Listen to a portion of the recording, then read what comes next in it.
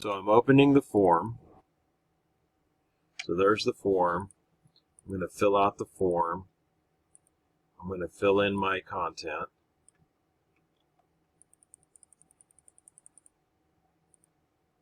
I'm going to choose a department. And this doesn't matter the department. And then I'm going to choose an account. Then I'm going to choose a vendor. And the key here is that when we notice that it causes the problem, it's always everything up here that are the required fields are identical. So now we have $1. I'm going to submit. I'm now going to bring Trino over.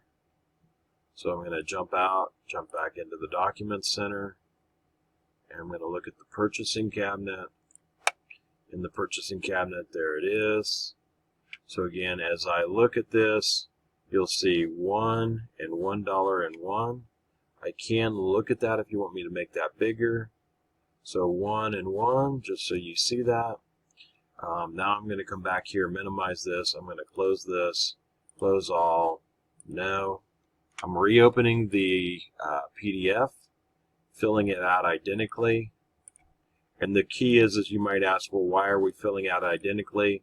The user that presented this issue with me were filling out multiple invoices to the same company. They happen to be doing previous days invoices, but they happen to be all being submitted on the same day to the same vendor. So again, I'm going to put in the vendor as Robert. I'm going to put in the quantity of 2.